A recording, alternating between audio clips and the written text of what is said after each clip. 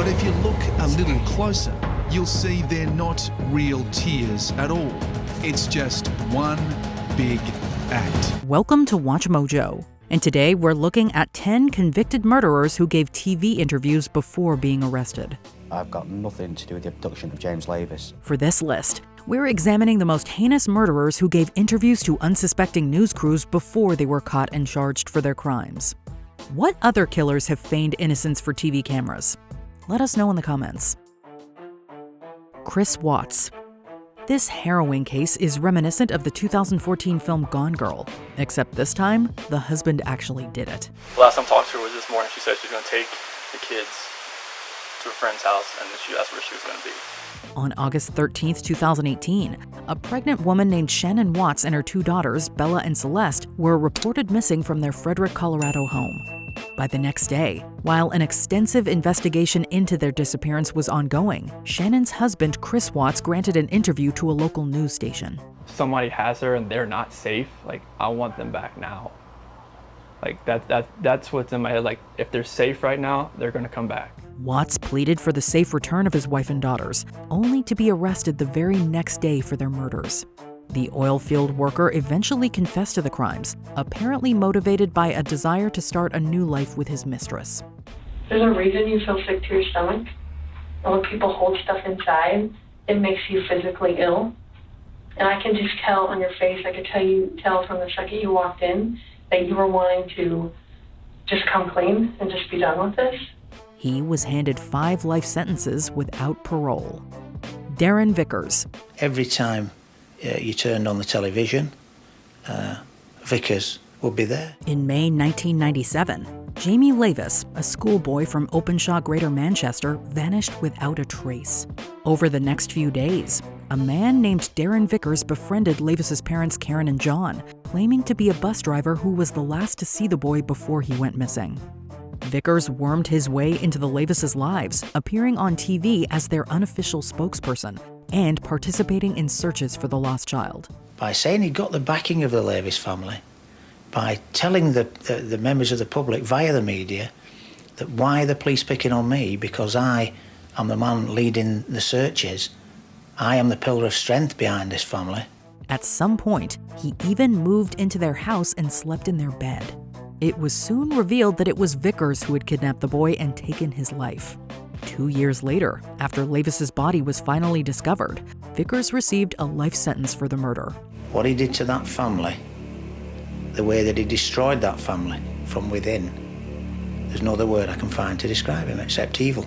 Ian Huntley. Best friends Holly Wells and Jessica Chapman left a family barbecue at Wells's house in Soham, Cambridgeshire in August 2002 and were never seen alive again. For 2 weeks, police and locals desperately scoured the area. It was every parent's worst nightmare. There was a sense of real fear and dread in the village. People were starting to get more and more desperate as to what might have happened to these 2 little girls. Both girls lost their lives after being lured into the house of Ian Huntley, who lived in the local community. For about 2 weeks, Wells and Chapman were thought to be missing, with hundreds of police officers working full-time to find them. You may, as it turned out, have been the last person to actually chat to them before they vanished. Yeah, that's what it seems like. During this period, Huntley appeared on multiple TV networks, granting interviews in which he appeared to speak for the community. Huntley's strange behavior in some of these interviews soon raised suspicions that eventually led to his arrest. It's very frustrating knowing that we have people that way inclined amongst us and us not knowing who they are. People that way inclined among. What we've just seen there is a flash of pleasure. He was found guilty of both murders and received 2 life sentences. Huntley is currently being held at Franklin High Security Prison. There can be no doubt in my mind that Huntley really enjoyed the notoriety. He liked being a focus of attention, and he loved being interviewed. It also underlines his utter lack of remorse. Deborah Kinsey. I called him as soon as I found her in the kitchen, and I couldn't get any response out of her. In October 2015, Deborah Kinsey of Oakland Park, Florida, called 911 to report the discovery of her neighbor's dead body. 64-year-old Charlotte Nicholas had died on her own kitchen floor, reportedly of multiple stab wounds. The following day, Kinsey appeared in a teary interview with a news reporter, in which she described the tragic scene she had discovered and her supposedly close relationship with the victim. But it turned out that was far from the truth. Apparently, Kinsey and Nicholas had had a heated dispute over jewelry that drove Kinsey to murder the retired nurse. Surveillance footage from a local pawn shop showed Kinsey selling off Nicholas's jewelry while wearing a blood-stained shirt.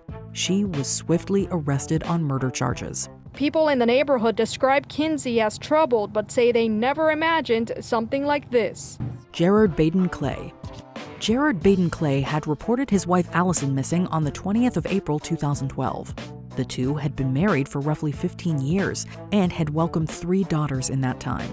Just a few days later, while authorities searched for Allison in the area around their Queensland, Australia home, Baden-Clay stood before news reporters with tears in his eyes. Alas, they were nothing but crocodile tears. I'm trying to look after my children at the moment. They've got 3 young girls, and we really trust that the police are doing everything they can to find my wife, and we just hope that she'll come home soon. At the time, the real estate businessman was just a suspect in the case. But when Allison's body was discovered in a creek 10 days after her disappearance, it quickly became clear that her husband was the culprit. After a 2-month investigation, on the 13th of June 2012, police arrested 41-year-old Gerard Robert Baden-Clay and charged him with the murder of his 43-year-old wife, Allison. Apparently, Baden-Clay was having an affair and hoped to cash in on his wife's sizable life insurance policy. It's a supreme arrogance and feeling that he could just pull the wool over everybody's eyes and they'd buy it. Neil and Margaret Archer. In 2015, 20-year-old mother of one Jody Myers disappeared from her hometown of Mannum, South Australia. Afterwards, her fiancé Neil Archer and his mother Margaret gave multiple TV interviews in which they appealed for Myers to return home. We miss her, we want her to come home. Margaret and Neil know the nation is watching, wiping away the tears, playing the part well. These emotional performances were just that, performances. This is getting really bad. In reality, Archer had already murdered Myers and buried her under a concrete slab in his parents' backyard. His mother had helped him cover it up. The two were caught after surveillance cameras showed that they had used Myers' ATM card to withdraw money for the cement used to bury her. It's the lowest act. They couldn't even use their own money to go and do what they needed to do. Archer also confessed to his younger brother, who eventually turned him in to the police. Stephen McDaniel.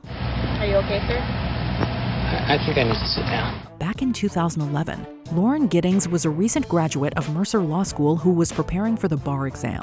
Sadly, before she could achieve her dreams of becoming a lawyer, her neighbor and former classmate Stephen McDaniel broke into her apartment and murdered her.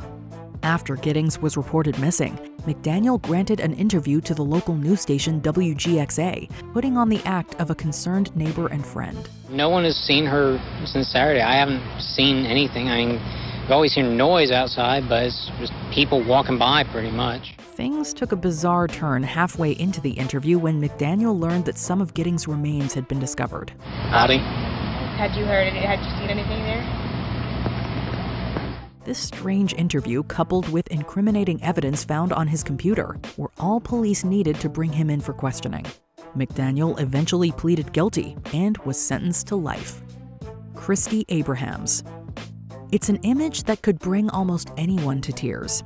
The mother of a missing child stands before a bevy of reporters but can't stop crying long enough to speak. In this case, that mother was Christy Abrahams, whose daughter Kaisha had supposedly disappeared from the Sydney, Australia home they shared with Abrahams' partner Robert Smith. Do you understand it? Can they please contact the police? But the case turned out to be far more deceptive than what was portrayed. Abrahams had repeatedly behaved violently towards her daughter, culminating in one incident that tragically took the girl's life. Together with Smith, she burned and disposed of Kaisha's remains before falsely reporting her missing. Probably one of the saddest cases I've ever worked on. It was a very, very hard investigation. Abrahams and Smith were eventually convicted and handed varying prison sentences. Responsibilities of parents is to look after your kids and give them a chance. Matthew Haverly. when the body of a woman was found in a creek in Wyalusing Township, Pennsylvania. It didn't take long for reporters to turn up in the area, interviewing local residents. I'm like, what the hell's going on? And now I realize that's what they were actually doing. I had no clue. One such person was Matthew Haverly, who initially expressed shock at the strange occurrence. It's sad to say that that's someone's either daughter, mother, whatever, both, child. Then, Haverly began offering theories as to what could have happened to the woman, and even talked about how concerning the situation would be for his mother. I'm guessing like my mother, she would be concerned. And probably a lot of the other neighbors would be concerned. Bizarrely, the body found was that of Haverly's mother, Patricia, who had been murdered by Haverly himself just hours earlier. The same day the interview was given, Haverly was arrested by police. After claiming to have blacked out during the incident, Haverly pleaded no contest to involuntary manslaughter. Before we continue, be sure to subscribe to our channel and ring the bell to get notified about our latest videos. You have the option to be notified for occasional videos or all of them. If you're on your phone, make sure you go into your settings and switch on notifications. Stuart Hazel. In August of 2012, Tia Sharp was reported missing from her grandmother's home in New Addington, South London. Stuart Hazel played the part of the loving grandfather, and he has just carried out the ultimate betrayal. At the time, Sharp's grandmother Christine Bicknell lived in the house with her then-boyfriend Stuart Hazel, who soon became a person of interest in her disappearance. On August 9th, Hazel appeared in an interview that ITV News had conducted with Sharp's family and denied any involvement in her disappearance.